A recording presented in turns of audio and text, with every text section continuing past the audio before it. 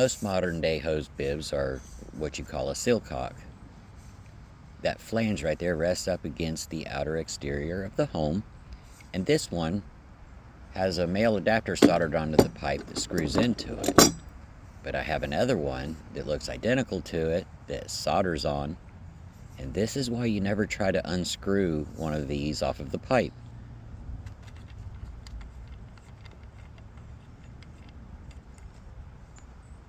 That's the stem and a faucet washer right there, but if you look, the head of the screw is missing. That's very common. Whenever I rebuild one, I come across the head of the screw is gone, and eventually the washer will follow suit, and it can't rest up against the seat down inside. To get those out, I typically use a needle nose vise grip or locking pliers. If you can grip onto that, it'll take it out. That's the packing nut.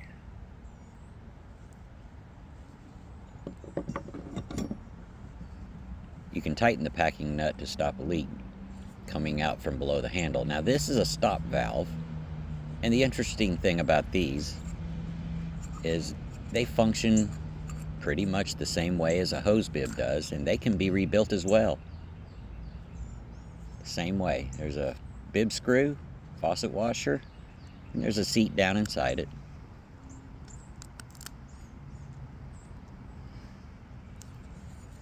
As long as it's in good shape, it can be rebuilt. But I always take my finger and put inside there and feel that seat and visually inspect it. Any pitting, chips, cracks, and it's a no-go. You don't want to rebuild it.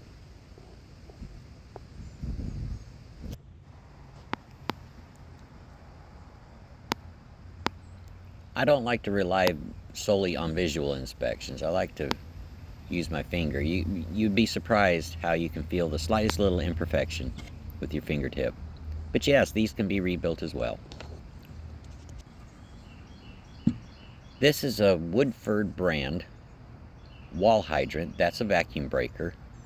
There's the packing, and this is the part that rests up against the home. But the biggest difference is these shut the water off further up into the wall. The faucet washer isn't right behind the handle like most of them. It's in a long tube, and that tube can vary from 4 inches. I've seen them 12 inches. And you just keep turning it. Once you get that packing loose and you pull the stem all the way out. I always pull them slowly. I don't want to upset the seals. I don't like to force anything. There you go. There's the seal. And then there's the faucet washer and bib screw. It's up in that little cavity there. And if you rebuild these, you need to put a little bit of faucet grease. And I go over that in the book. Put a little faucet grease on that.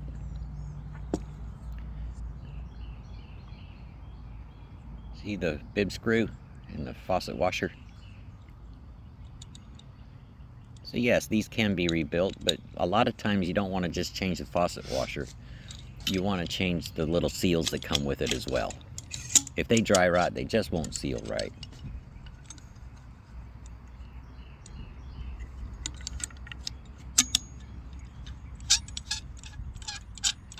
A lot of the rebuild kits will come with a new handle as well.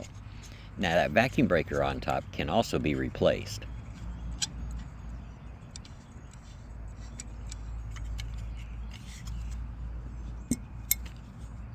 I have seen people screw a vacuum breaker like a common hose bib would have on the end of these things. That's a terrible mistake because it won't let it drain when the hose is disconnected. And as a result, it'll freeze.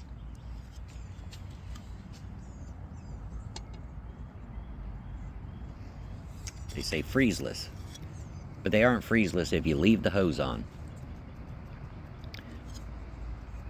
If you leave the hose on, this tube will fill up with water.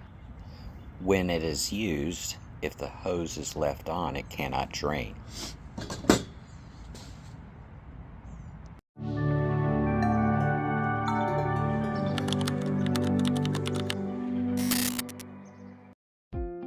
Hello, I'm Dave the Plumber. I want to invite you to check out my new ebook series, Dave the Plumber's Handy Guides. Step-by-step instructions on how to rebuild and install a toilet, a basic guide on how to solder, how to replace your own disposer, and how to maintain and diagnose your own water heater. If you have some mechanical ability and you have some patience and you just need a little bit of help, a guide, I wrote these books for you.